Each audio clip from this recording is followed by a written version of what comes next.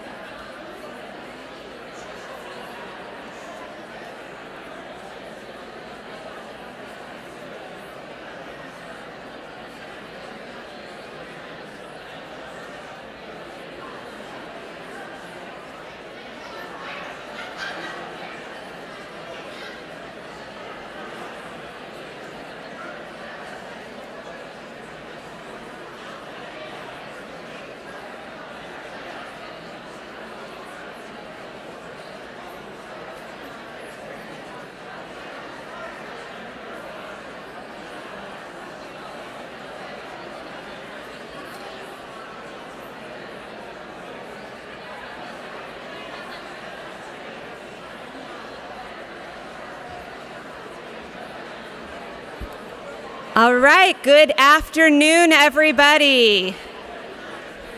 Hello, hello. Please do grab a seat as we're going to kick off the 2011 Collective Impact Forum convening. Welcome, welcome. On behalf of the Collective Impact Forum and our host partners, FSG and the Aspen Institute Forum for Community Solutions, it is my great pleasure to welcome you all to the 2017 Collective Impact Forum convening. We are so delighted to have you here with us this week in Boston. Welcome.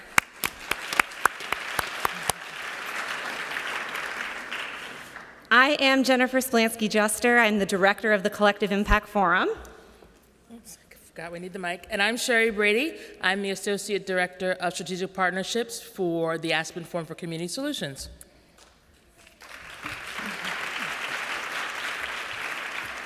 So as leaders of the Collective Impact Forum, Sherry and I are really honored to be your hosts, your guides, and your MCs for our time together this week in Boston. I will speak for myself and say that this week is one of my very favorite weeks of the year. It is not only because I've been looking forward to a fresh lobster roll here in Boston for many months, but rather because this is the week that I get to spend time in person with all of you. Our team at the Collective Impact Forum spends most of our year supporting our 20,000 members through online resources and tools, trainings, and webinars. But this is the week where we get to meet you in person and really get a chance to dive deep and learn with you about your work. And that is just the most fantastic highlight of the year. And we have an amazing group of you here with us this week in Boston. We have over 550 people joining us, and this is also the most diverse mix of participants we've had at one of the Collective Impact Forum events. So I'm going to show you a little bit about who's in the room on a few slides. So when you registered, we asked you, what issues are you working on in your collective impact work? And as you can see here, the most common is education and youth, but about a third of you are also working on health and nutrition and community development, with quite a few people also working on issues of economic development, workforce development, and a broad range of other issues as well. So one of the things that's exciting is the ability to share what we're learning, not only with those working on similar issues, but what can we learn from those using a collective impact approach to address other issues as well. We also asked you where you were in your collective impact journey. How far into implementation were your projects? And as you can see here, we have a range. We have some folks in the room who actually haven't started yet and are really here to learn what to do to get started. On the other end of the spectrum, we have folks who have been doing this for many, many years, many of whom predate the original 2011 Collective Impact article. And then the vast majority of you have been doing this work for a few years. You're either in the early years where you're forming your common agenda and pulling together a steering committee, perhaps, or you're in those middle years, that would be about 45% of you, where you're really implementing collective impact and starting to hopefully see some results from your work. We also asked, what role are you playing in collective impact? And this is the first year where we've had one large convening. Our colleague likes to call it the Collective Impact Palooza, where we have everyone together, as opposed to previous years where we've had separate convenings for funders and for people playing the backbone role in collective impact work. And as you can see, the most common role people identified with, and people did often choose more than one role, is that of a partner organization, so participating on an advisory group or a steering committee or engaging in a working group. About half of you are playing the backbone role, and that is really that linchpin position that is guiding the collective impact work forward in your communities. And about a quarter of you are funders who are supporting collective impact in a variety of ways. And then we have other stakeholders in the room as well. And so we'd really encourage you all to take advantage of the opportunity to meet people playing different roles, try putting on their hat for a little bit and understanding the perspective that they're bringing to their work as well. One of the things that we're really excited about this year here at the Collective Impact Forum is that we have a really broad geographic mix with us here in Boston. We have over 40 states represented this week. Not sure what's happening in the Mountain Time Zone. It's quite an obvious trend. We have some outreach to do, apparently. But aside from our mountain colleagues, we have a really, really broad reach across many different parts of the country. And of particular excitement this year is that we have over 20 different countries represented. So let's see here. And we know that these days our guests from other countries might not feel as welcome in the U.S. as in the past with the current political climate. So I would like to ask our guests who are here from outside the U.S. if you would stand so we could give you a particularly warm welcome at our convening while you're with us.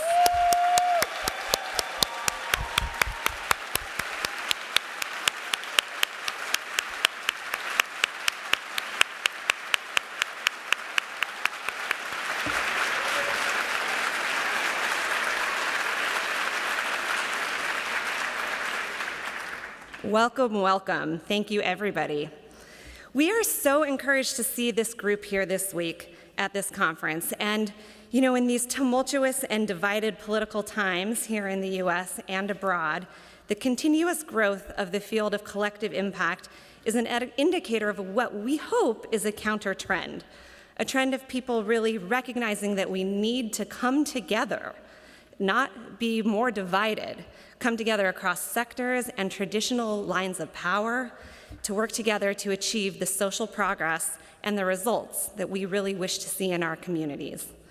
And collective impact is just that. It's not a model, it's not a formula or a checklist or a recipe, but it's a set of practices that, when adapted in your local context to your local situation, can really help you bring people together to achieve results. And I want to emphasize that, and I hope that doesn't come as too big a surprise to any of you, that collective impact isn't a recipe or a formula. It is a set of practices. And these are practices that our FSG colleagues identified as patterns in collaboratives that we studied that were achieving progress at scale.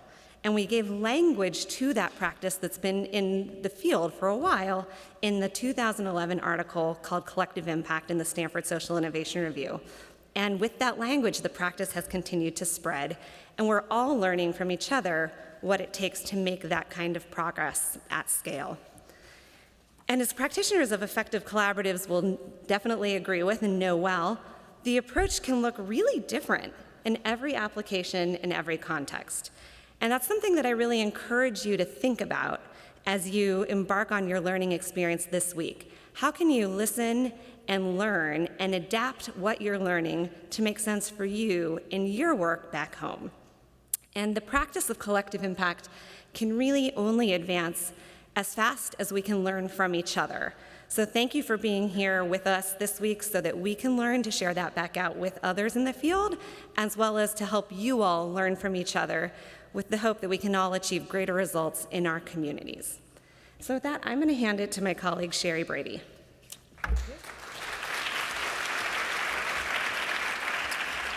Thanks, Jen.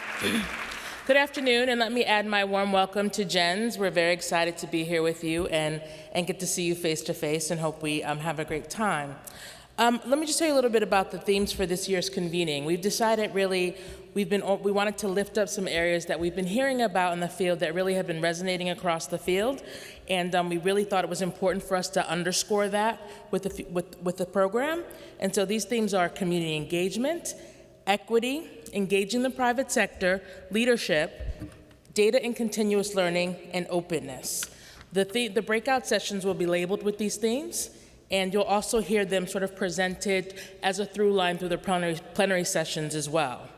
The program is very much a choose your own adventure, with the opportunity to go deep in one area that you're most interested in building up your capacity or working with, or spreading your learning across these themes.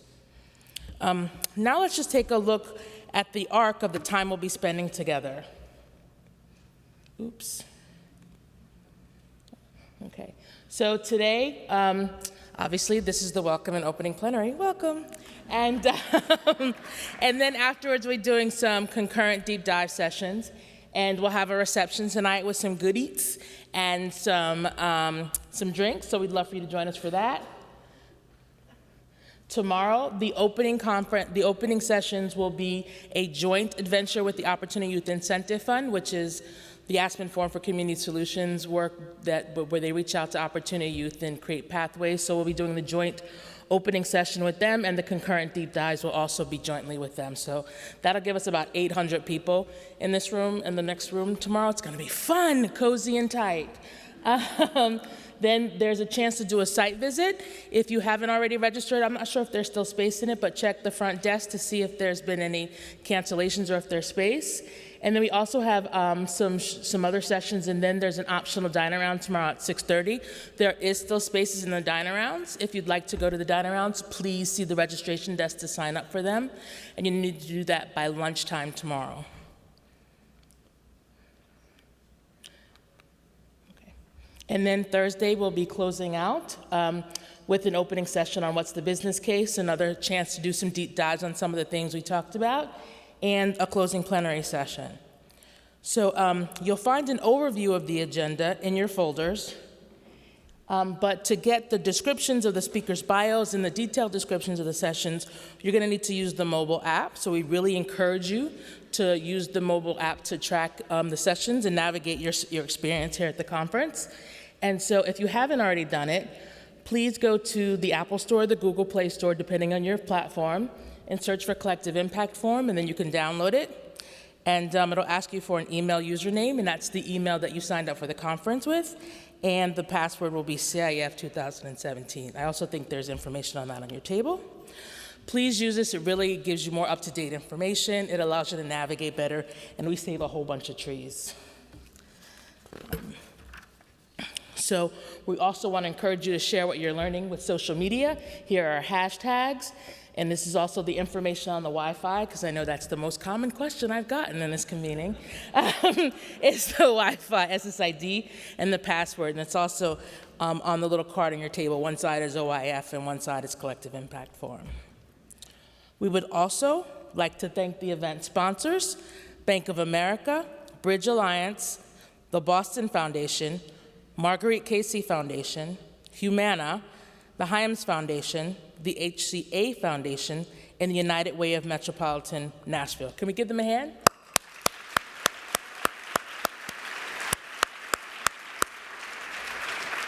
Thank you for your support. And we'd also like to thank our local outreach partners who have really helped us spread the word of this convening and give it one of the largest convening that we've had so far. We're very proud to say. And I want to give a huge shout out and thank you to our colleagues. Robert Albright, please stand, Robert. I don't know where you are. You were over there a minute ago. Are you here? Robert Albright.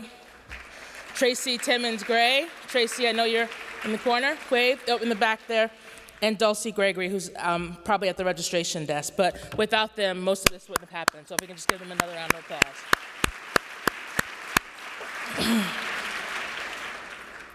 I also want to give you a few housekeeping points before I turn it over to our next speaker. There are 2 sets of bathrooms on the mezzanine level here, and given the size of the group, we just want to make sure you know that you don't have to necessarily wait in an uber long line. One set is past this room near Boylston. Go down the hall and take a left. The other 2 are near the registration desk, and there are signs. There's also a set additional bathrooms on the 4th floor where some of the meeting spaces will be, the lobby level. The 4th floor has a gender-neutral bathroom, and we really encourage, when you're here at the Collective Impact Forum, the Collective Impact Convening, to use the bathroom that corresponds to your gender identity, and we really want to support a culture where everyone feels comfortable doing that, so please do so. The lobby level also has a gender-neutral family bathroom as well. The hotel has a lactation room, and you can see the registration table or hotel concierge to get access to that space if you need it. So, well, I know we're going to keep you pretty busy here over the next couple of days. We really do hope you get a flavor of Boston while you're in town. And to help you feel welcome here in Boston, we really want to invite Paul Grogan, who's the president and CEO of the Boston Foundation, to come up and give us a warm welcome. Thank you.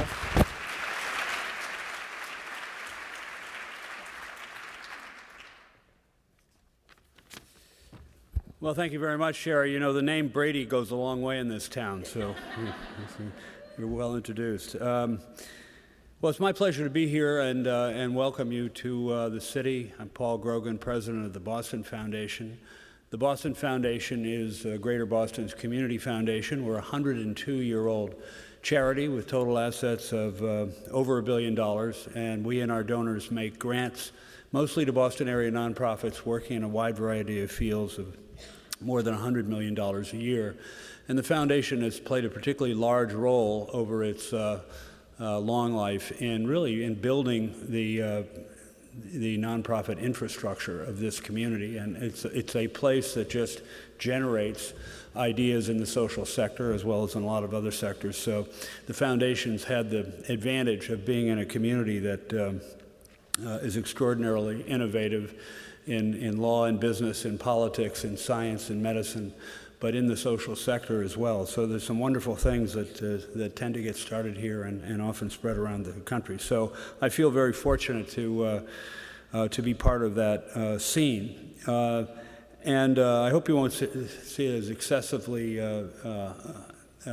self-congratulatory to say that you are in one of the most dynamic, vital, and successful cities in the world today in Boston. It is really extraordinary what has happened, and it's been a combination of leadership and stewardship and good works, but also some great good fortune along the way, and I think there's some lessons there.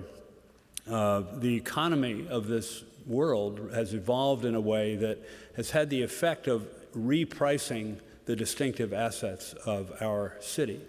And by that I mean things like research universities. We have 8 of them in the metropolitan area. There literally isn't anything like that anywhere in the world, that density of academic research capacity.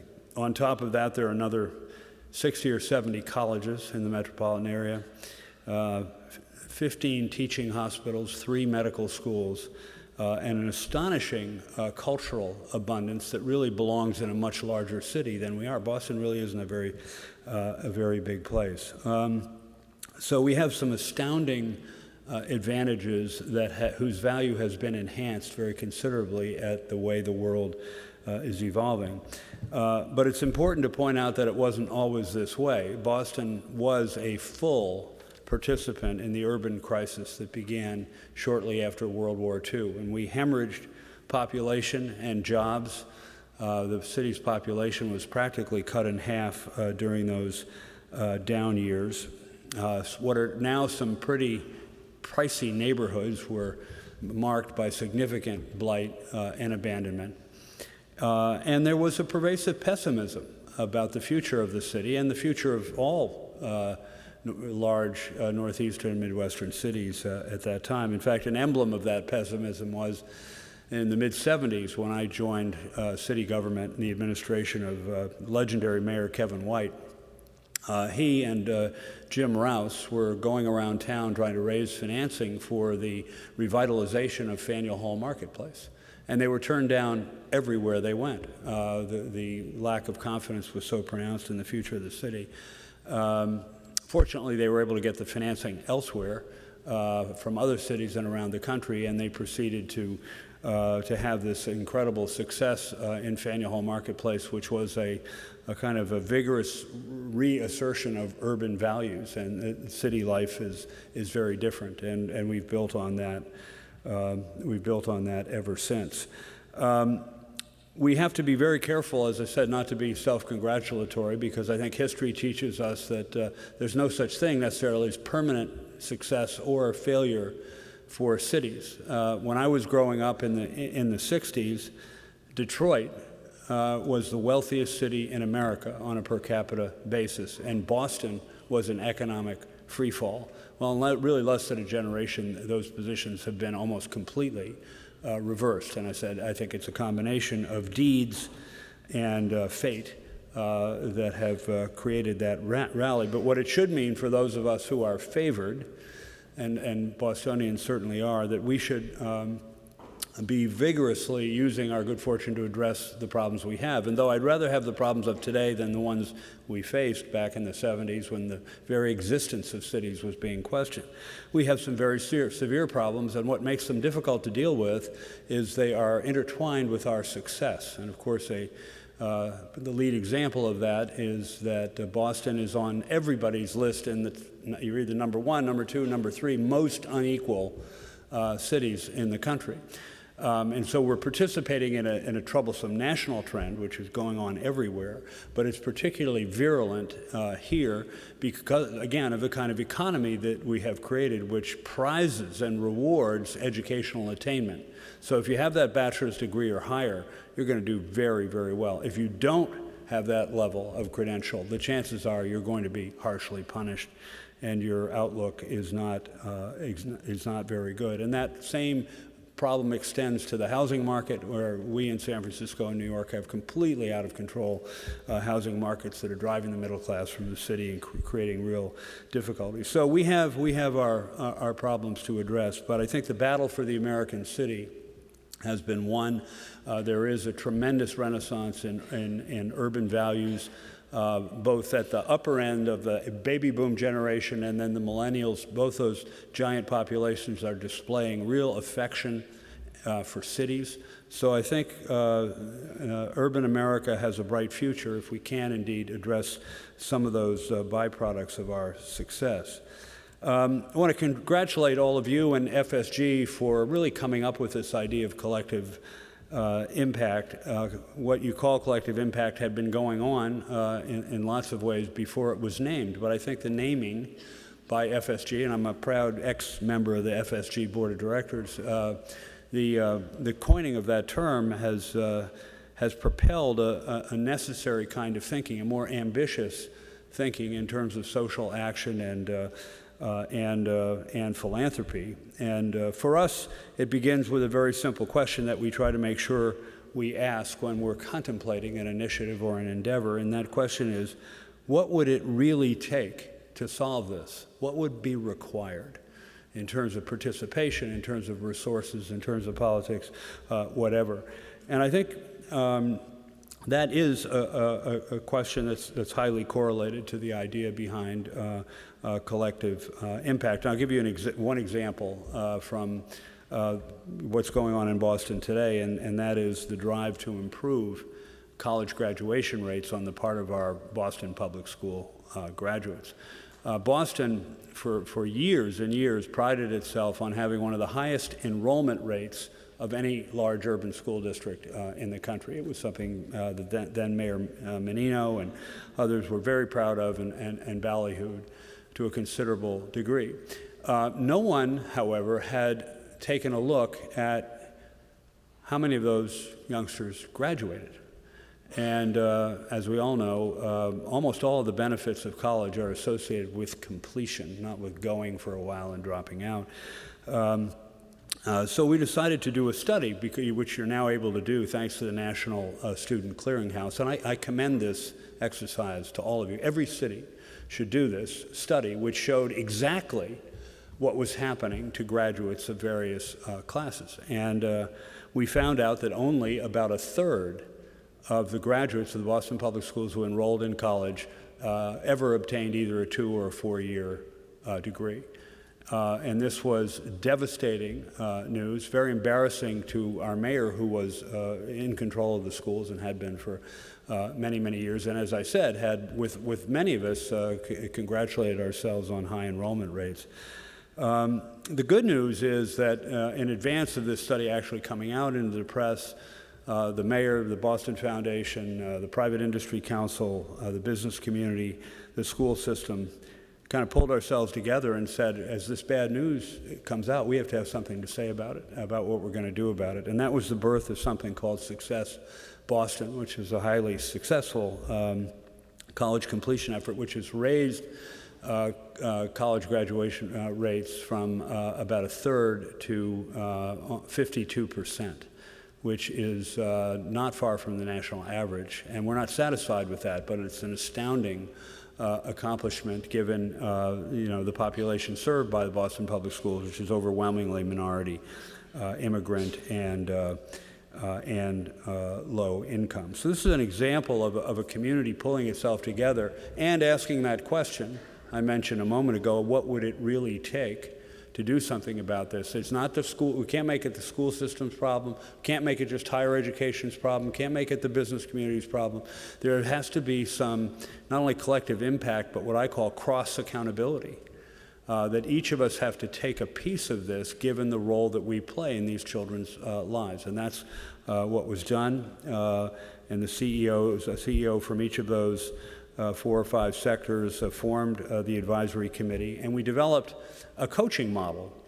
And what that is, without taking too much of your time, is that a very large number of kids, it's about 1,200 students per class, graduates of Boston Public Schools who enroll in college, are assigned a coach the summer before their senior year, the summer before their freshman year in college. And this is an all-purpose coach, highly trained, supplied by a local nonprofit organization that is available to these students year-round for kind of routine problem solving that middle and upper middle class families can do all by themselves.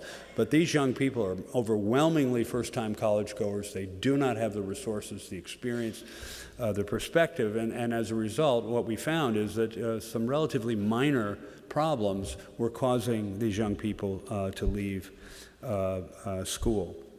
So that's our version in a crucial area of collective impact, and at its best it can be incredibly powerful. Obviously it requires great public affairs and political skill. People are committed to building relationships and not trying to get all the credit. The reality of putting these things together, and this was no different, are very, very difficult. But boy, if you can do it, the results can be absolutely astounding, as they have been in this case. And college graduation, it's one of those things. We always say there are no silver bullets. Well, I've come to believe, of long involvement with this, that college completion is about as close to a silver bullet as we get.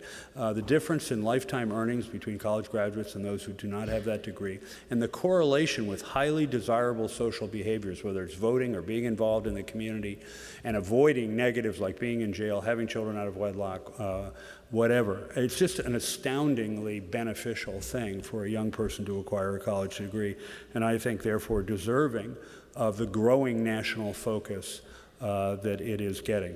But to start things off, do that study. That'll get things rolling, I guarantee it. Have a great conference. We're glad you're in Boston.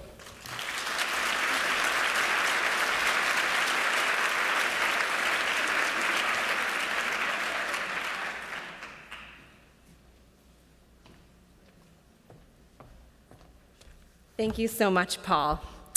And I am delighted to introduce our next speaker, but before doing so, I want to share a little bit more about our purpose over the next few days. We've come together to learn from one another, to listen, ask questions, to teach and inspire, and really understand what this means for our own work. One more way to listen and share is through art. And art like poetry, spoken word, and music. Art provides us with one more way to refocus our thinking, and it can really help us viscerally in ways to reach our minds in a way that a tool session or a panel discussion just might not. It can help us see the world in new ways and understand some of the very complex challenges that we're facing through a new light. So over the course of the convening, we'll be hosting several Boston spoken word artists and musicians as part of our time together, to have their voices and their songs be part of our dialogue so that we can better listen, learn, understand, and inspire each other. And so to kick us off, I'm delighted to introduce Payal Sharma. Payal works at YW Boston and is a facilitator, social justice educator, and an artist who believes deeply in the power of people's stories as a vehicle for healing and radical personal and political transformation. So please join me in giving a warm welcome to Payal.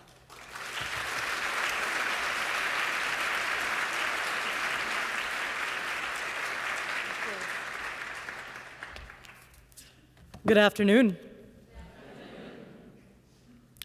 I will take that. See, now normally I'm one of those people that if I hear sort of a lackluster or kind of a good afternoon, I usually say, good afternoon, and then the crowd goes, okay, but the thing is that Jen did not tell you is that actually I'm going to require a lot more of your energy and attention during this time. So hello, good afternoon. My name is Payal Sharma, and in the spirit of gender inclusivity, my gender pronouns are she, her, and hers. And I have the privilege, the honor, the real gift, I think, to help open up this space in the way that Paul did and Sherry did and Jen did as we kick off this conference and our time together. And I've been doing this lately at different conferences, at different panels, but I really want us to connect into ourselves as we are part of this convening. So guess what? We're about to do something interactive. So if you have anything in your hands right now, whether it's your phone, whether it's a folder, put them on the table, right? I know y'all did not expect this, but don't worry, we're gonna be okay. We're gonna be all right here. So if you have something in your hands, and if you feel like, I really have to hold on to my phone right now, that's cool. I get it. We all live in this world right now. And what I'm going to ask you to do is actually bring into this space a few things. And we're going to take 3 collective breaths together. Okay? So on the first breath, what I'm going to ask you to do is center yourself in this space and all the different skills that you bring, all the different power that you have, right?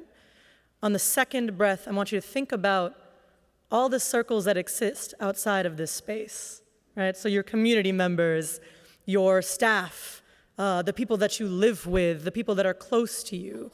Think about those people on that second breath. And on that third breath, what I'm going to ask you to do is connect in with all the people here, right? So we've got this individual power, we have the collective power that exists outside of the space, and we have the power that is in this room right now. All right? So let's take a deep breath in. This is the first one for yourself.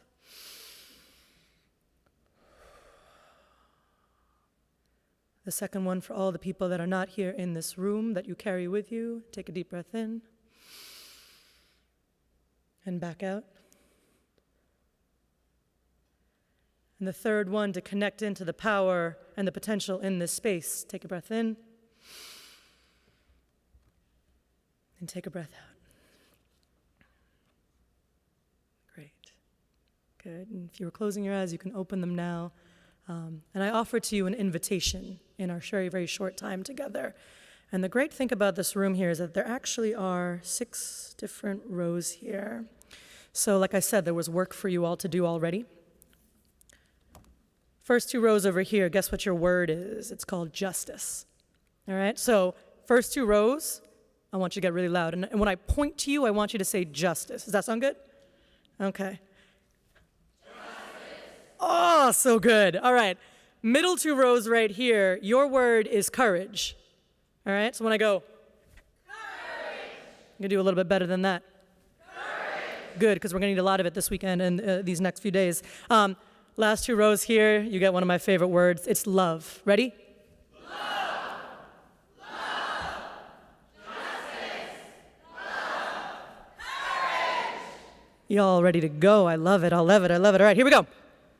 So Dr. Cornel West reminds us that justice is what love looks like in public. That is what love looks like in public. And in order to really love, we must have.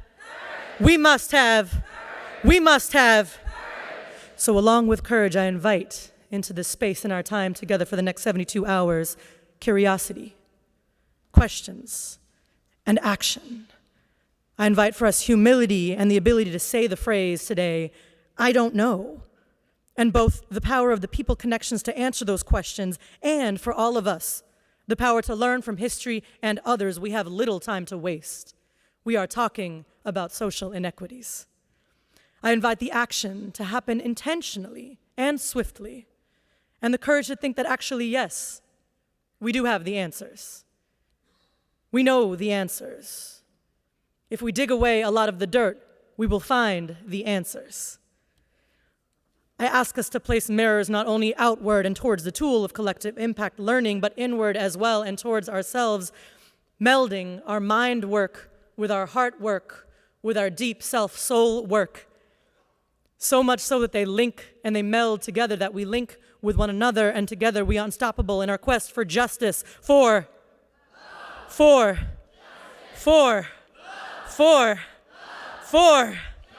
fantastic, and that will require, and I invite the phrases, white supremacy and anti-blackness along with racism, and the courage, to look at both intently and honestly, and like a crafted surgeon, think about the ways and extract out the ways that they show up in our institutions and in ourselves, in our communities. I remember I told you that this takes courage. And the power also to not forget about all the other folks that exist, the Asian, the Latinx, the indigenous folks that need to be centered in this space as well. And I also invite the phrase, since we've seen so much about how education and youth come into play, the phrase adultism, asking us to bring in the stories of our young people and work alongside with them and not speak for them, but alongside with them, and as we craft solutions that directly impact them. And finally, and this is a new piece, quite frankly, based on what happened yesterday, finally, most deeply, and with love, and with love, and with love, and with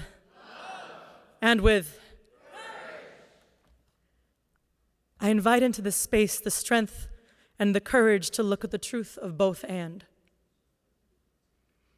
Both our ability to condemn the attack in Manchester and mourn, truly mourn, and cry for the lives lost, and also condemn the inevitable backlash and anti-Muslim, anti-Sikh, anti-Arab, anti-South Asian, South rhetoric and violence that will prevail in the coming weeks and the months that has already taken the lives of so many, and with all of this, hold the truth and the ability to condemn the systems of oppression and inequity that have been slowly impacting us covertly and overtly, historically and currently. We must have the courage to look at it all. These things that drive social inequity, we have an enormous task. We require courage. We require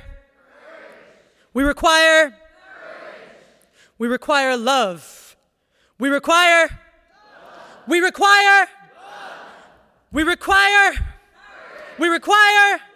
to move us towards. Thank you so much for your time here. Go forward, go strong, go internal, go institutional, go in all the places you have to go together to make this stuff end now. Thank you.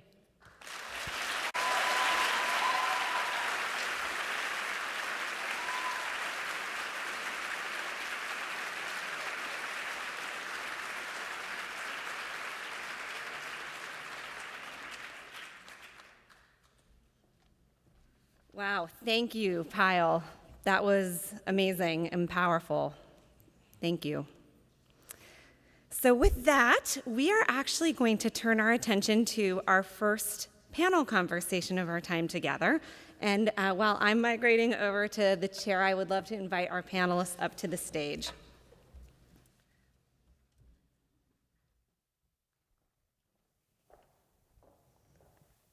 All right.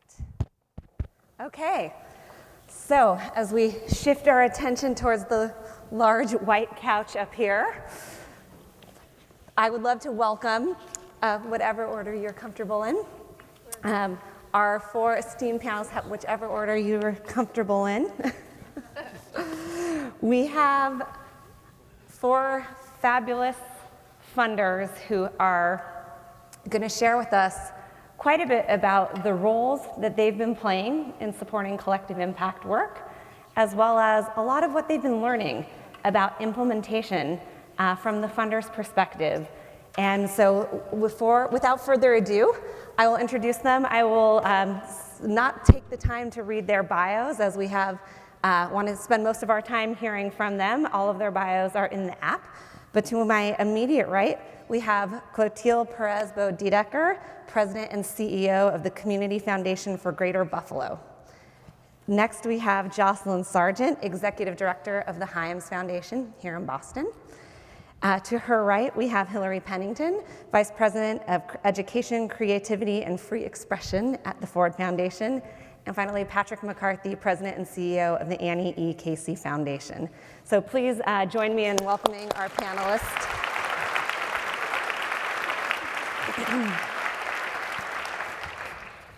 So to kick us off, I would love to hear from all of you a little bit about why each of your organizations has chosen to engage and or support collective impact, and a little bit about the different roles that you play. We know that you are, of course, all funders of different types, but that means that you're all wearing really different hats in the way that you engage in the work. So maybe we can just go around and hear a little bit about the why for collective impact and the role that you're playing. We'll start with Clotilde. So we are about to turn 100 years old, and about 12 years ago, we were getting ready to celebrate our 90th anniversary. And for about 87 years, we had been a very thoughtful grant maker and taken great pains to make sure that our grants would have the greatest impact possible, all the while the macro indicators in our community continue to head in the wrong direction. So it became very evident that we needed to approach this in a new way, and given the complexities of the problems in our communities, we were very humble in looking in the mirror and saying we can't do this alone. So this predated the coining of the term collective impact, but it was about joining forces with peers across the sectors to craft shared goals and to work together to achieve shared goals, because the grant-making tool was insufficient to the task of community transformation. So our role at the Community Foundation has been a convener, a funder, a facilitator, and a general broker of the currency of this work, which is relationships. Great, and tell us, could you also just add a little bit about the different social issues that you're supporting through these types of collaboratives? Yeah, so in the last dozen or so years, we've maybe launched, convened and brokered about let's say about a dozen of these different collaborative initiatives, but currently we're working on increasing post-secondary completion through the Say Yes Buffalo partnership, over 200 partners at the table, and the Racial Equity Roundtable, which is looking to advance racial equity with an 8-point agenda and 75 partners at the table. And for both of those examples, we have served as the initial backbone, but always with the objective of building new capacity in the community so that the community can continue to lead this work collectively with us, transitioning from the initial backbone organization to a partner at the table. Great, thank you. Jocelyn. Yes, at the Hyams Foundation, we're also close to 100 years old. We're 96 years old. And our DNA really has focused on being a part of the community. We, from our inception, have valued being closely connected to communities, marginalized communities in particular, but communities of color, low-income communities across the city. And I think for us, collective action offered an opportunity to really bring community voice to the policymaking decision makers, and as well as the other leaders in the community, the business sector, to the educational institutions. And so the Boston Opportunity Youth Collaborative, which you have heard so much about, so many great and wonderful young people participating in that, as well as a number, 80 collaborating organizations are working together to make sure that young people have the best opportunities that Boston can give us. You know, we are very fortunate to be in a community that has been on the upswing, and we've had so much progress in terms of prosperity, and we're increasing the number of jobs in the city. And we want our young people to be a part of that transformation. And we want to keep them here in Boston so that they can add their creativity and their knowledge and their experience. You heard so much earlier today about how they're bringing their own experiences to the table. So we saw that as a great opportunity for us as a private foundation that is very much in touch with the community to play a connective tissue role. We walk that line between being a private foundation and one that, you know, feels very similar to a community foundation that also wants to partner with our community groups as opposed to be in a ineffective power dynamic with them. So I think collective action really does offer that kind of opportunity. And that's where we decided to enter the picture. Awesome, thank you. Let's hear from Hillary about the work of the Ford Foundation. Well, it's not often that we're one of the younger ones on the panel, but we're 80 years old, the Ford Foundation. So, and we have come to work on collective impact, I'd say really for two big reasons. The first is we work on hard problems, and the second is we're a national foundation. And national foundations cannot be effective working on hard problems that are situated in places. without working with partners and through local partners. So the main example of our work in collective action that I would draw from is my colleague Doug Wood's work with our corridors work, which has also focused on basically the pipeline to post-secondary education, trying to work backwards. If you say what you want is to help young people achieve that kind of credential beyond high school, then what are the loss points and momentum points? How would you design the system backwards from that goal, all the way back reaching into the education systems? So the very first thing we did, starting that work in 5 communities, was to figure out who the local funders were that we could partner with and support and follow their guidance.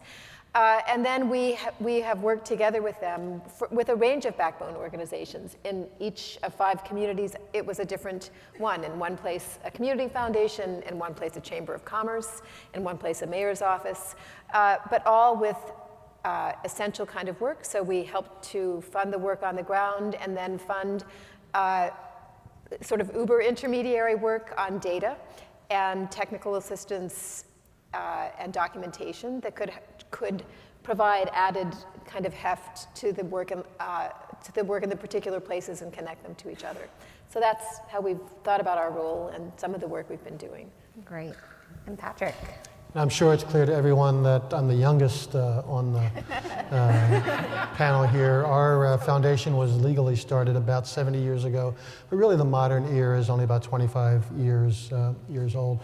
From the beginning of that part of our foundation's history, we took a collaborative kind of approach. So we launched a series of national initiatives in child welfare, family to family, juvenile justice, the Juvenile Detention Alternatives Initiative, Youth Futures, the Jobs Initiative, the Mental Health Initiative for Urban Children, Plain Talk, et cetera. All of these were multi-site, we're in multiple cities or states, multi-year, multi-million-dollar initiatives. And we learned a lot about how a somewhat large, not that large, but somewhat large foundation can come in and blunder around and not do as well as we thought. And I think out of that, in more recent years, we've tried to do a lot of what you all just described, which is how do you connect to folks on the ground who really know a lot better than you what needs to happen and provide whatever the resources they need in order to move their agenda forward. Having said that, we're proud of all the work that we did, and we're getting great results from some of those initiatives, but now we're doing things more like what we call evidence to success, where we provide tools to a community and to large systems to figure out which problems they want to work on. We help them figure out how to fund it. We help them figure out what evidence-based interventions from other places could be adapted and shaped to their needs. How do you evaluate them? We've greatly increased our attention to integrated data systems, greatly increased our attention to race, equity, and inclusion as part of the work, and very much increased our attention to youth voice, as well as we'd always had a sort of resident voice. But we've learned very quickly with the help of youth how important it is to have young people not just at the table but in the lead. So happy to talk more about any of that. Great, yeah, and it's really interesting to hear. We have some hyper-local funders. We have some funders who are funding in places across the country, and with Florida even some international funding, excuse me. And really interesting to see some of the different roles. Clotilde really picked up on, the community foundation really building local capacity so that over the long term you can sustain those efforts out in the community, and Jocelyn really building those community relationships. Then hearing Hillary talk a lot about, building those intermediaries to support the work and the ecosystems for collective impact to happen. And, Patrick really with the results and thinking about lifting up voice and how you can support grantees in doing that. So really interesting to see the different roles that you all are playing, as well as many of the similarities. So based on your experiences with collective impact, I'm curious to hear a little bit about some of what you've seen as the keys to unlocking the potential that it holds and ultimately achieving the outcomes that you set out to, and perhaps any lessons learned around implementation. And so for this, maybe we'll start at the reverse end and work our way back. So there's I sort of feel like the guy who's asked to give a speech on surviving a flood and discovers Noah's in the audience. All of you have your own experiences and responses to this question that I suspect are at least as thoughtful, if not much more than my own. I think what we've discovered, though, is start with getting the right people around the table. And by the right people, I mean the folks who either control or greatly influence resources and those folks who are most affected by how those resources are currently used. Adapting a results frame, it doesn't have to be the one that Casey uses, but a results frame that everybody can sign on to and use as a way of using the same kind of language, agreeing what the metrics are going to be, driving down to the story behind the numbers, and then figuring out what's the contribution that that particular body can make. You can't do everything. What's the contribution toward the result you can make? We found it's very important to encourage folks around the table to make public commitments to which they will be held accountable because they've made them publicly, not just in the room, but to the broader audience. I think our focus on evidence has been a critical piece of whatever success we've been able to have, and the bumper sticker statement that progress moves at the speed of trust, relationship, and that just plain takes time. So those are a few things off the top of my head that we've learned over the years. Great. Well, I would agree. There's probably way more wisdom in the room than there is up here. So it'll be great when we get to the interactive conversation. I would say everything that Patrick said, and I guess I'd add one, which is the need for people to get to the place where, in order to accomplish the results, once they've looked at the evidence and what it tells them about the problem, to say, I can let someone who's better at this do that thing. And that's when I think you begin to really see and believe that a collective impact effort is going to be powerful. Maybe you don't have to be the organization that's trying to provide every service. Maybe you're really good at one service, and if you do that well, you can let someone else provide a different one. So that, I think, would be one thing we have seen across our work. Jen, to your question, what might be a next edge for collective impact, or maybe some of the things outside of its sphere? I think the great thing about collective impact is that it focuses on systems and changing systems.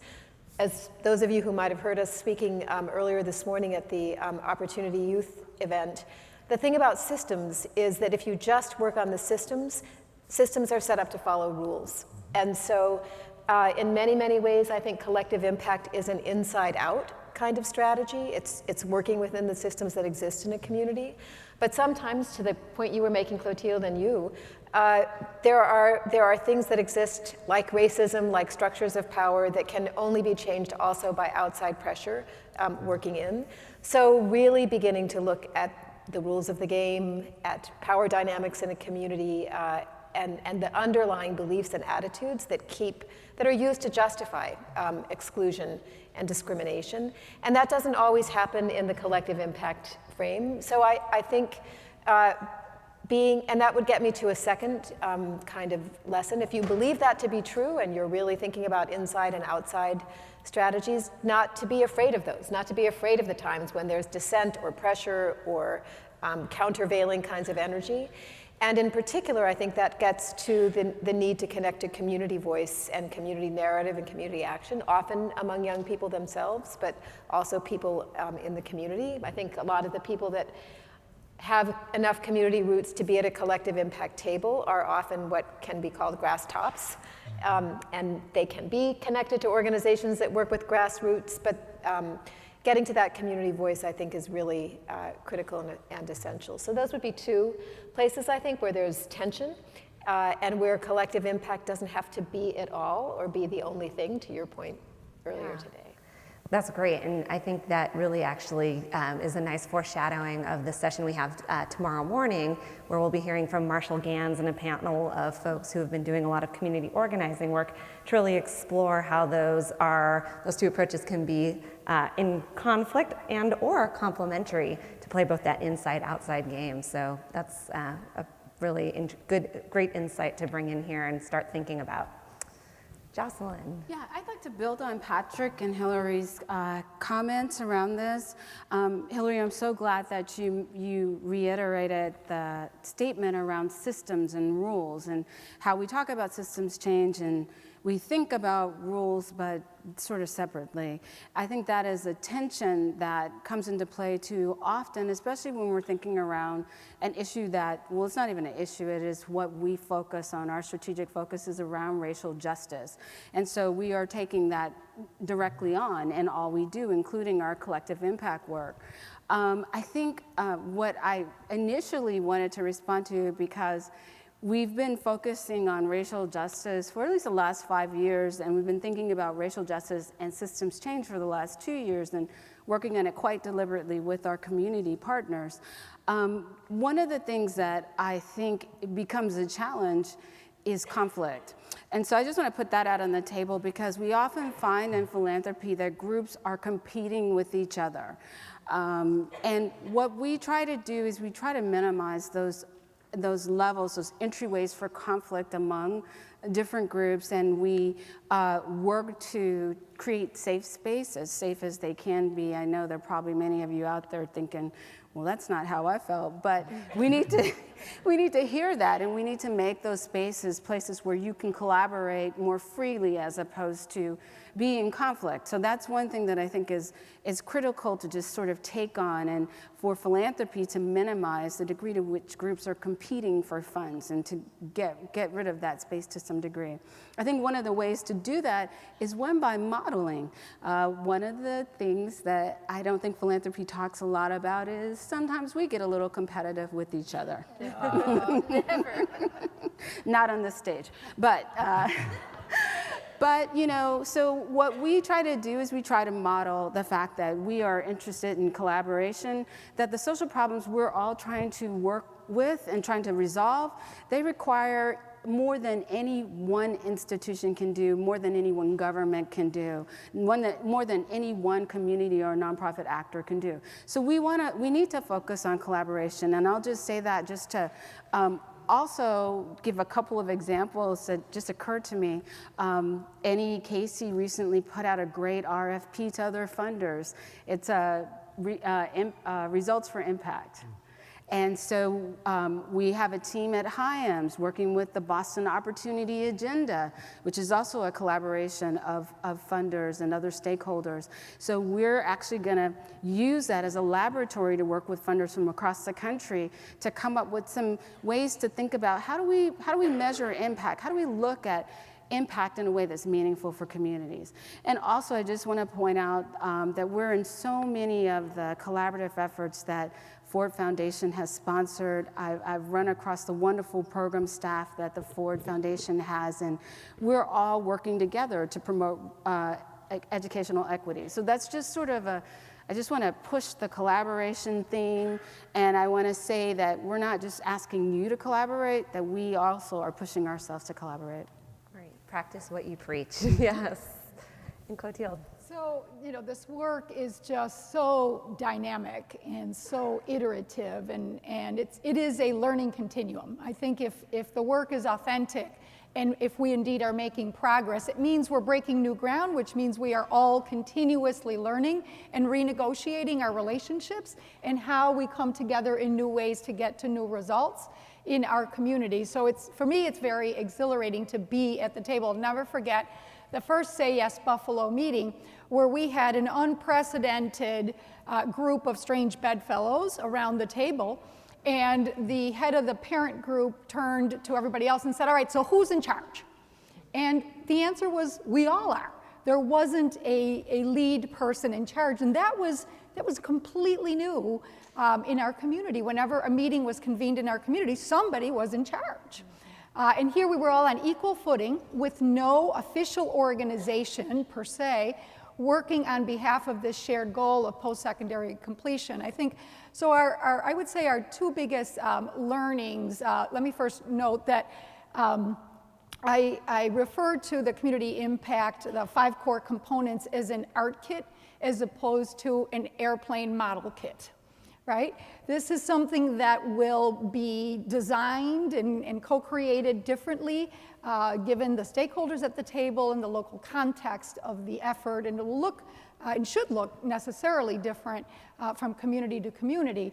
The piece that, the two greatest learnings, I think that this is really hard work. In fact, I'm fond of describing it as unnatural behavior performed by consenting adults.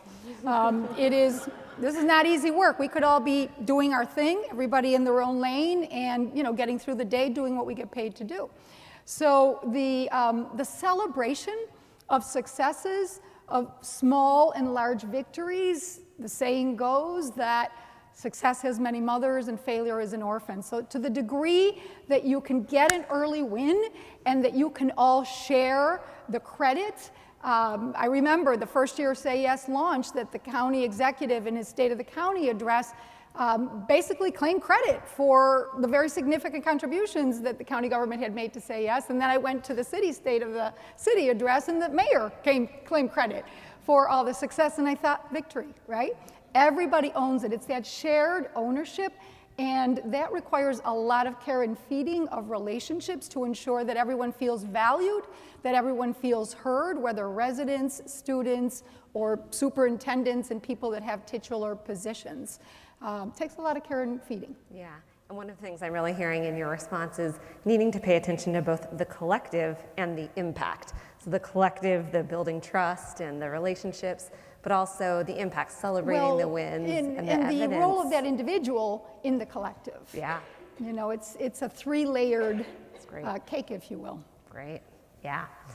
So I'm going to ask one more question before we're going to turn to you all for questions. So please, start thinking about what you'd like to ask our panelists. The last question I was going to pose to you, shifting gears a little bit, but we've already heard a few mentions of the current political climate here in the U.S., and we'd love to hear a little bit about how your foundations may be responding to some of those shifts, and to the extent that you see collective impact as relevant in these changes, how you're thinking about a new or changed or perhaps consistent role for collective impact work in these times. And we'll start in the middle here with Jocelyn. Sure. I was going to say approaches like collective impact are more important than ever. And I know there's so many things, if you've been hearing, it's more important than ever to do this now. But I think what it speaks to is the need to really support and appreciate each other's perspectives and build on that, build power based on that. I think for us, what it's meant is really taking a look at the fact that the administration, which now is predominantly white men who, have not, I'll just understate this and say they have not pushed away a white supremacist narrative. And that's a challenge, because what we're looking at, when we look at our I love the way Tommy Chang just in an earlier panel said, it's not about dropout, it's about push out. And that's what we're looking at. We're looking at the things that push out, young people, particularly people of color, into less than optimal career outcomes. And so what I would say is now I feel like that particular narrative that is being pushed forward by the administration really is at odds with what we see as the need, the work that we see needed for success for young people of color and immigrants. And so what we are trying to do is we're trying to balance and be responsive to the new context that communities find themselves facing. We're trying to hold close and tighter to our philanthropic peers who are our local peers, our community foundations. You just heard from Paul Grogan. We also work with the Barr Foundation, with Klarman Foundation. We've got Haymarket Fund, which is an incredible, public fund that has been focused on racial justice issues for forever. And so what we're trying to do is really, come together as a community and also try to be responsive to the changing and uneven landscape that we know young people of color are now finding themselves facing. Yeah. We'll come over here to Clotilde. Yeah, so I would underscore Jocelyn's comments. It's never has it been more important to go from symptoms to systems and to double down on our collective ability to advocate and to drive meaningful and bold agendas at every level of government. In our community, the government will always be and has always been the largest funder.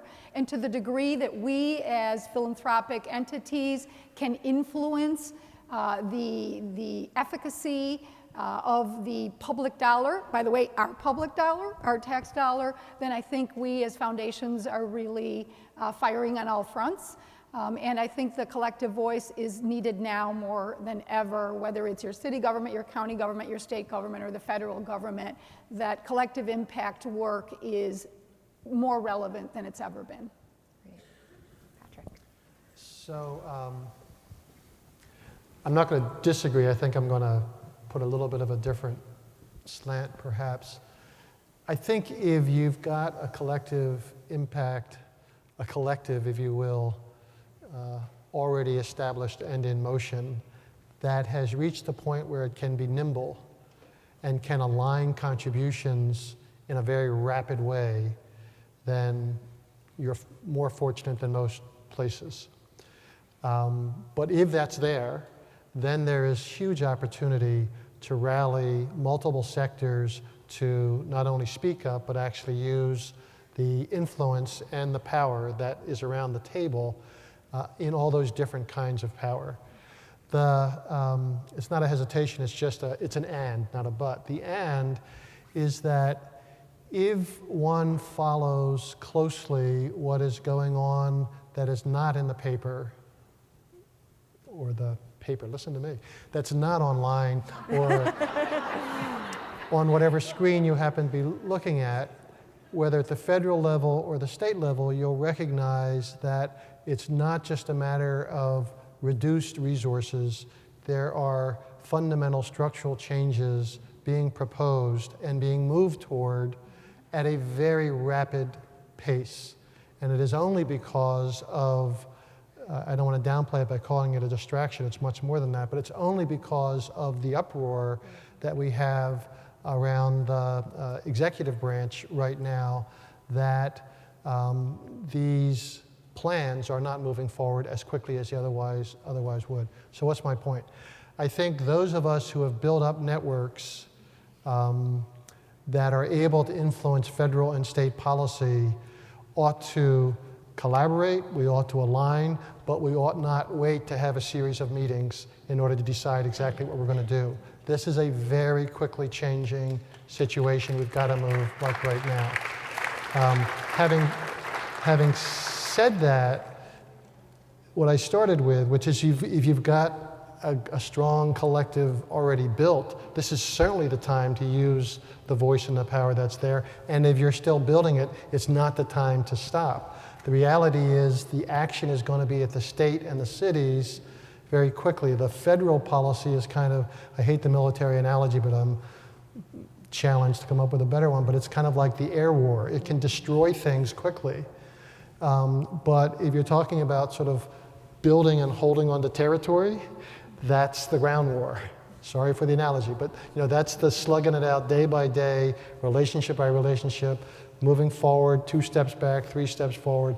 That's really where, in the long term, we're going to be okay, guys. We're going to be okay. But we can't forget that there is that air war going on, so we got to also be sure we're helping to protect each other. Great. That's great. We have been thinking in very similar ways and trying to figure out how do we support kind of in a both-and way. So I think we would strongly agree that states are where there is going, and communities are where there will be a lot of action. And because there is so much destruction happening in so many places, the great temptation is that people will just focus on their one issue. And so we feel one way we as a national multi-issue funder can help is by trying to build and support more multi-issue kinds of coalitions at the state level that can tell a story about how all of these pieces fit together and how we have to be for a unified kind of agenda. So that's one thing that we've been doing. We've doubled down a lot on our traditional work on gender, race, and ethnic justice. In our youth work and our education work, we've made a big pivot, and we've taken resources away from the kinds of work that we've generally done on systems and decided to make just a big bet, swing for the fences in supporting youth organizing, recognizing that's not always going to be an easy or simple path. So a lot of work with our board to help them understand, what does it mean when you support youth organizing networks where there's not an organization that you can actually call up if a group of people decide to adopt a challenging platform, or if young people put themselves in danger by some of the kinds of protests that they are organizing. So how do we be allies for that kind of youth-led work and those kinds of youth-led movements? And then the very last thing, which is kind of in the plumbing, we've done a hard look at ourselves just as a funder, as a funding partner, and decided we're not a really very good one. Most of our grants have been project grants, and they have been 1 to 2 year grants, and we've decided we need to stop that. So we've decided our default should be to give general operating support, not project support, whenever we can.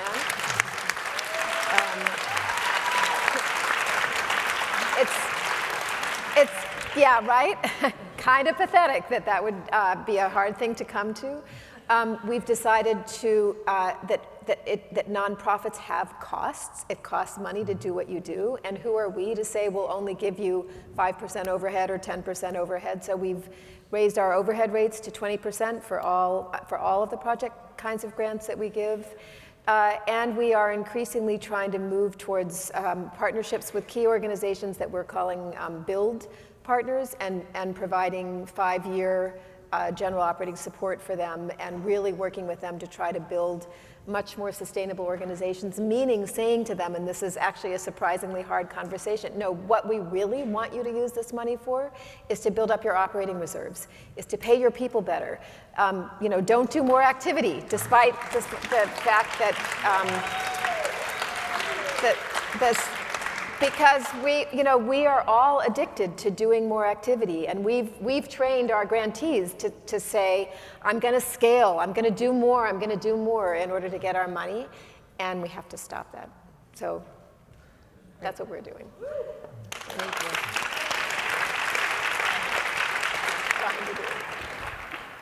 So we'd also love to hear what you all are curious about, and we have some folks with mics that are going to be roaming the room. But if you have a question or a comment about some of the topics that have come up in the panel, we welcome your contributions now. So feel free to raise your hand, and someone with a mic will come find you.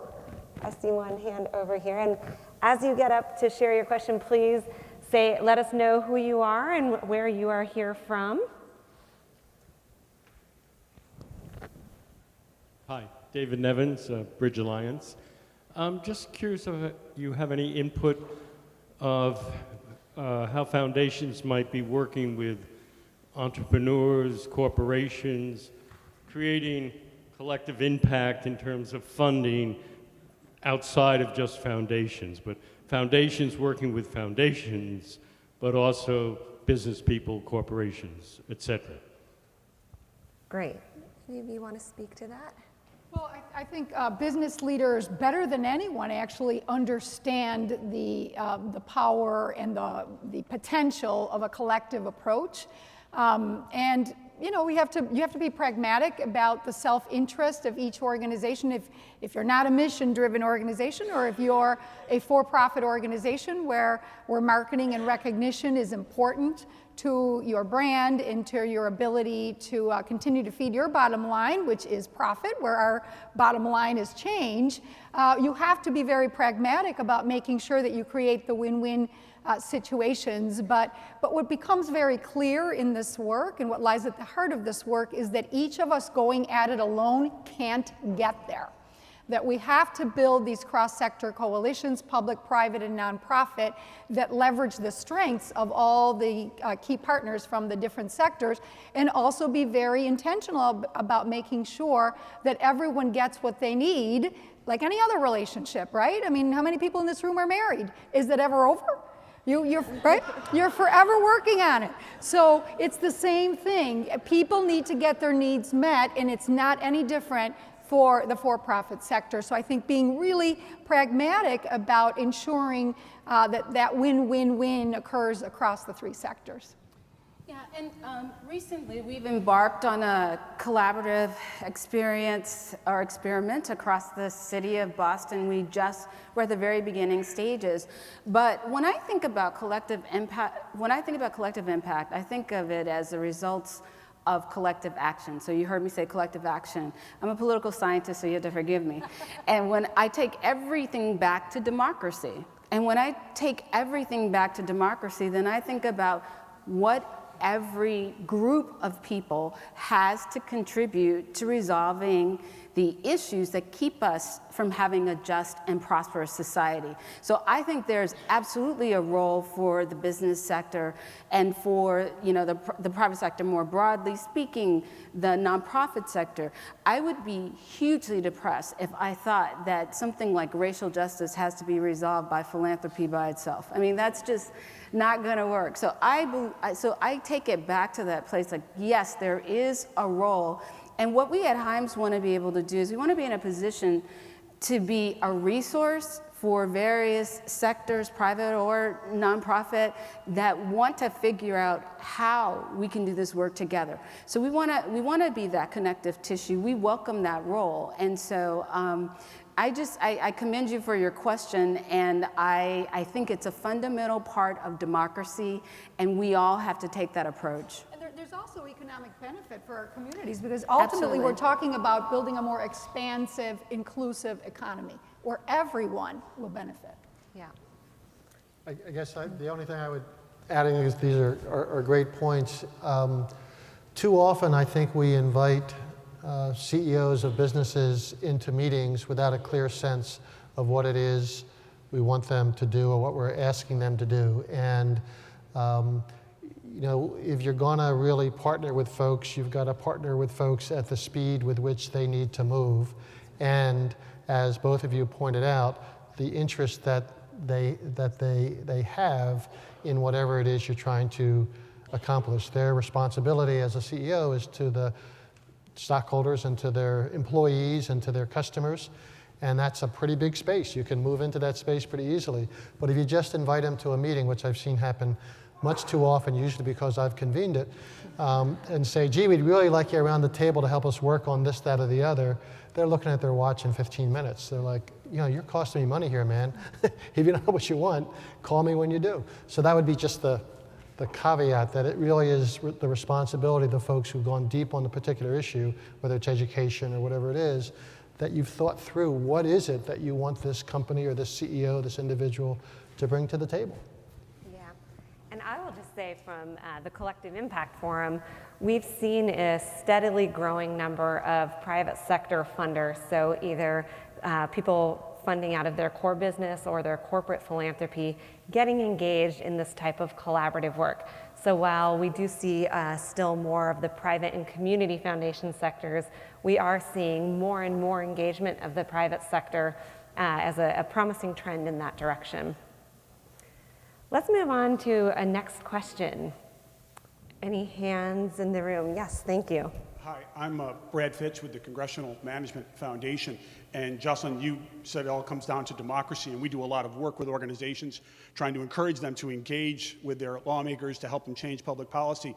But when we do our training, I've never encountered a group of people so terrified of engaging in advocacy, whether it's because they don't understand nonprofit rules or because their board of directors thinks that engaging with politicians is icky and something uncomfortable to do.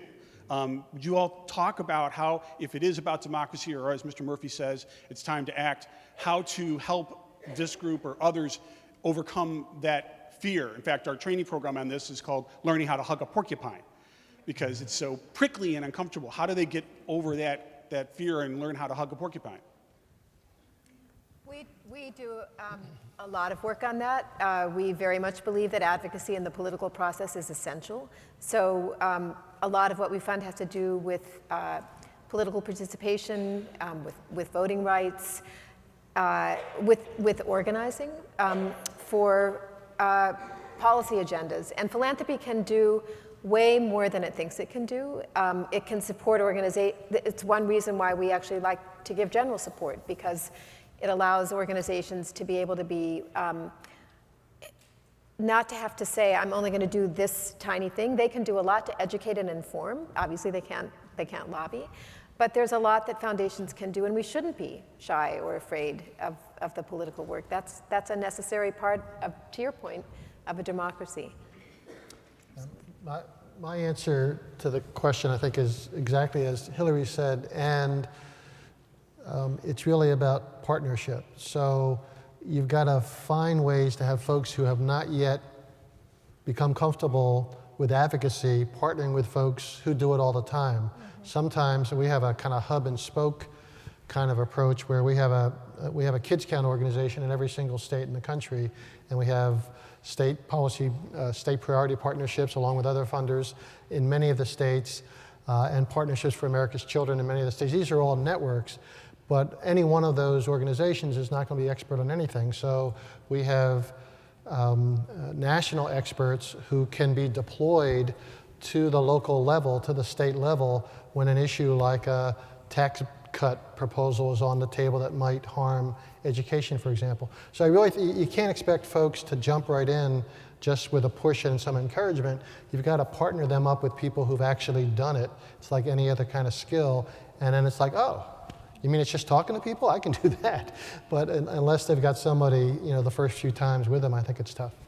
And I think what we all do is philanthropy has this great ability to do something that other people can't do that often, which is we can convene. We're convening right now.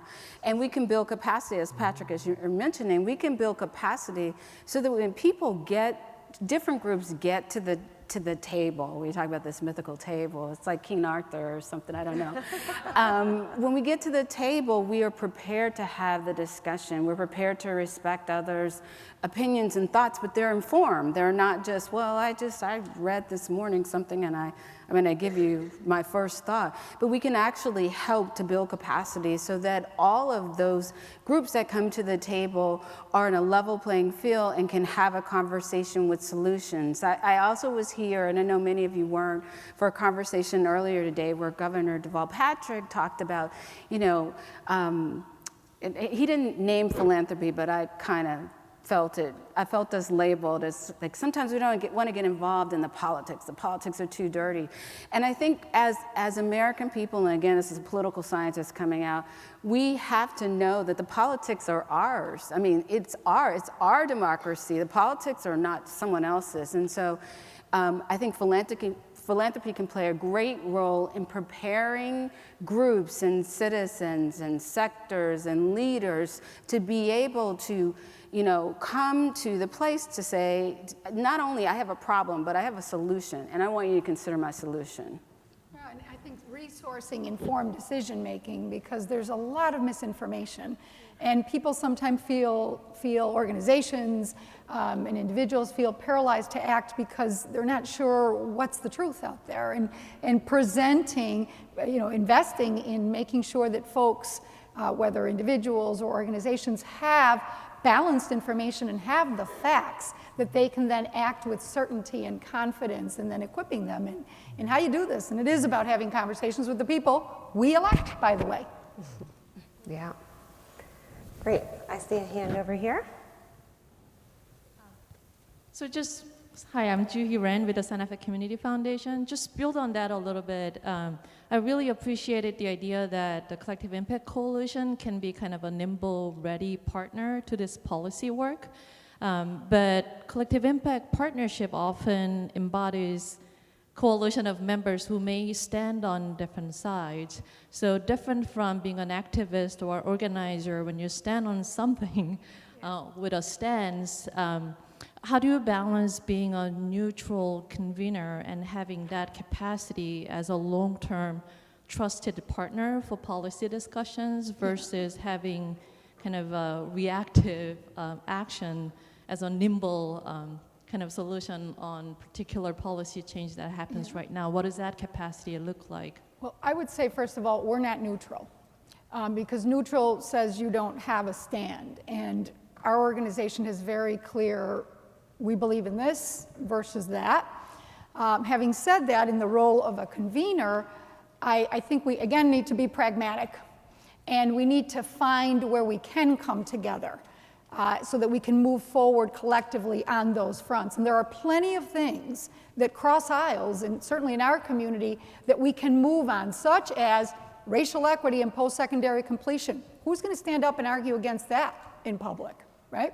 So to the degree that we can find powerful aspirations that make sense from an economic standpoint, from the third poorest city in the country, economy resonates, and opportunity and growth and potential resonate in our community.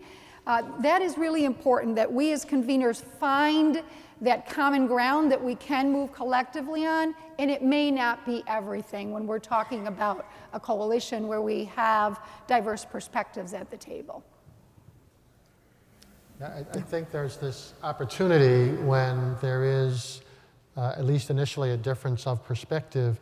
It really is this bringing all the information together. And so I have a board that I consider to be the best board in the world. This is being taped and shown, right? So you have to argue with yeah, I know. So we have 4 of the best boards in the country, but one of the reasons I value our board is that it's made up of folks with quite wide-ranging points of view on the political or ideological spectrum.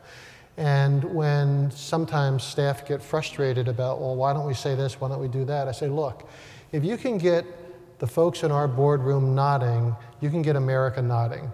And if all you're looking to do is to get folks who already agree with you to nod, just go to the mirror.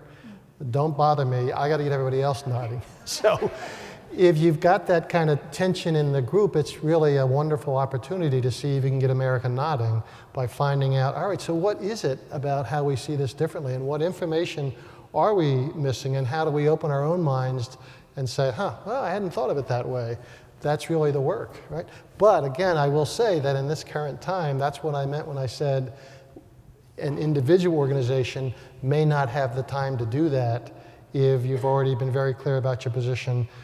It's not time for 3 years of conversation. It's time for investment and moving. I think I really appreciate that question. I think you're putting your finger on a really essential, really hard thing. Because yes, there will always be things that people agree on, and you probably do want to stay focused on those. But I think probably for collective impact, you have to be really clear on what those values are, and you probably need with each other to hold that common space. And not feel like people are going to run out of the room. And also, you know, and this gets to the tension between the inside and the outside. So I appreciate you naming that, because I think that's real and hard and probably very particular to issues and places, how you handle it. Yeah. And I think that inside-outside strategy is really critical for the health of our communities and for the change that we all want to see. We need both. And we need both to be robust in order to really drive change. And we won't always agree on the inside. The inside and the outside strategy shouldn't be completely aligned, right? They should be complementary to the degree that a little pressure never hurt. Great. Here in the back. Yeah, great, right in the back. Hi, I'm Mark from Portland, Oregon. I run a social venture partners in Portland. And I'm curious, especially for the national funders, as you look at this crowd, we're mostly representing a bunch of localities that are doing collective impact. What strategies have you used to find those that can most effectively use your funding? What sort of are the connectors in the pipeline or the deal flow for your grant making? And maybe those of you who are representing localities there in Boston and Buffalo, what does that look like for you in identifying the grassroots or the collective impact strategies? Well, you know, I think we've learned lots. We've made more mistakes than we've had successes on that issue. And to me, the very rarest thing, and the thing that I wish happened more, things work best when communities or networks of common interest organize themselves around that interest and they approach us rather than the other way around. You know, most of the times when we've had an initiative and we've set out a request for proposals to communities to participate in an initiative like that, it causes a really dysfunctional kind of thing because, and when we have bright ideas, like the local community has to match whatever our initiative is, what that can end up doing is taking money away from other things that they were working on that they actually should still be working on. So I feel like the partnership would be a lot more productive if you guys expected more and you demanded more from us and you had more standards for what you would say no to or challenge us back on, rather than you know, any national funder collaborative is necessarily always thought to be, you know, a good thing to try to turn yourselves into a pretzel to participate in. So that's a hard, you know, I don't think any of us are very good at working on both sides of that equation, but that's what I wish we did better, and I wish we saw it more from local communities. So our foundation actually has two places where we're more the local foundation. One is our hometown in Baltimore, and the other is Atlanta, where UPS is headquartered, and they're both our civic sites. So we literally have teams of people on the ground who are often in conversation with national funders and others. So we're kind of both the victim of as well as the perpetrator of assault with a friendly weapon. You know, I think one of the things we've taken away from this is exactly as Hillary has said. We've finally figured out after 25 years that you can't, as an outside funder or any outside institution, quote, go in, because you never really do go in, but go into a community and build capacity or provide some kind of blueprint for what they and 6 other sites, or in one case we did it with 22 other cities, ought to do. It doesn't work. I'm absolutely convinced that it doesn't work. Instead, we've got to find places where there's momentum, where there's a locally led initiative, and ask ourselves and them the question of, is there something we can add, in most cases as a junior partner, and we're working in Buffalo as a junior partner to an initiative that has a lot of momentum behind that. Having said that, I will give one exception. This is a 3-beer conversation. If anybody's interested, I'll buy the first one. I think that I suspend that rule, or I would suggest suspending that rule when what you're trying to accomplish is a system-level change of a particular system. And what I mean by that is if you're trying to make it less likely that a child welfare system puts kids in congregate care and forgets about them and leaves them there, or a juvenile justice system locks kids up, is just 2 examples. Our lessons have been that actually you have to be fairly clear on what it takes to make it happen. And, you know, I'm not afraid to use the word prescriptive. We now have 25 years of experience with lots of successes where we can say, if you do these 10 things, you will get this result. If you do 9 of them, you might get the result. If you do 8 of them, much less so, et cetera. So if you want to work with us, we're happy to fund you, happy to work with you. But if you're serious, you really are going to have to, and here's the long list of things, including Youth Voice, including the risk assessment. You know, people, I don't want to do the risk assessment. Well, it's not going to work. You don't do the risk assessment.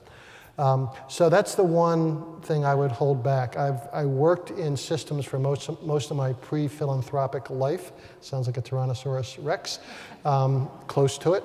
And I can tell you that an outside funder coming in with a very clear idea of what it takes is extraordinarily valuable politically, financially, and just tactically in a way that it is simply not with a community change initiative. They're 2 different beasts. So. That's a great insight. And, Patrick will be at the reception this evening for the 3 beers for anyone who's interested. We have time for one more question, and I do see a hand in the back. Yeah. Hi. Yeah, thank you for sharing all this knowledge with us. My name's Steve Haggerty. I'm the mayor of Evanston, Illinois. And a couple hoots for Evanston, I hope. All right. There must be some Northwestern grads in this crowd as well. I'd be interested, we think a lot about funding, right? I mean, there's big initiatives. Obviously, there's foundations out there. There's only so much the governments can do. There's only so much we can do in terms of raising locally. I'm just curious on your thoughts of social impact bonds and, sort of a relatively new tool here in the United States, and what kind of, pros and cons of those, and what kind of long-term impact do you think those can have when it comes to some of these big initiatives that folks in this room have? I don't know enough. I'll take a shot. Yeah. Okay. Take a shot. So, a couple challenges. One is that social impact bonds are being used in a broad way for everything that's related to pay for success, and the challenge is that in the U.S., at least, where true social impact bonds have been used, so far we haven't figured out whether they get the results we want to get. In some instances, because of the way they were early on structured, more of the resources flowed to the private investors than were necessary in order to make it a viable proposition. So that's one problem. The other is they lend themselves to programmatic interventions around a very specific result that you can track progress over time, which is perfectly fine, but it's often in areas, specifically criminal justice and juvenile justice, where the problem is more systemic than programmatic. And so if you don't figure out how to stop locking up the wrong kids, having the kids who are locked up being exposed to some program is not going to drive the numbers down. You might be able to say, well, fewer kids who are locked up than recidivated. That's a perfectly fine thing. But if you keep cramming them in the front door, you really haven't changed anything. So what I'd like to see us do is a pay-for-success model that brings in the kind of systemic changes necessary, married to the programmatic changes necessary, funded primarily, frankly, from foundations and other endowments, and not from for-profit investors, at least in the early stages, in order to drive deeper results. But it's an extraordinarily complicated field. I think, from what I can tell, that we are gradually getting smarter and smarter about it. So I think the pioneers are to be congratulated and encouraged, and we ought to push on. We're not there yet, but I think each time a deal is made, it looks a little smarter than the last deal. So, the only thing I would add to that, it's hugely controversial. I like the idea of it because basically, if you make upstream investments, they pay off later on, and that just seems common sense. And so, it kind of it's a challenge for me that has to become a whole complicated thing. I think the only thing I would add to Patrick's analysis is that, and you said this actually, for where you see results, it's just in a very limited set of social problems. So one that's really big is recidivism. I mean, so it's clear in pay-for-success models or social impact bonds that involve re-entry that the payoff comes really quickly. You see the recidivism rates go down quite dramatically, quite quickly. What I'm concerned about is that we don't capture those savings and then go back and invest them in the right places. And because we have the for-profit investors engaged in the model, they get the benefit. And society really, to me, it's just, how do we orient ourselves into just the common sense thinking that you make the early investment, it has a longer term payoff. And so that would just be all I added to that. Great.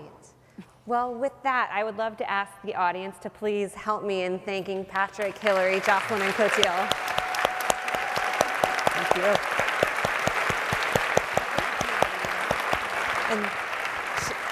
And my colleague Sherry's just going to give us a few marching orders before we head to our next session.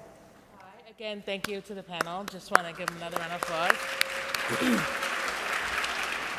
And Pyle, my sister, I say thank you again for leading us into this. So thank you.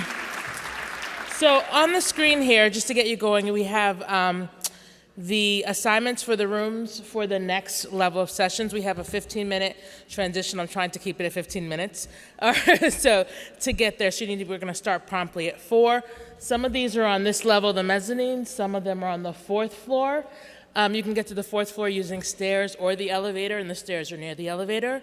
The lower lobby is, you can get there by stairs, but if you need to have another accessible way, go to the registration desk and they can help you get to that elevator to get down there.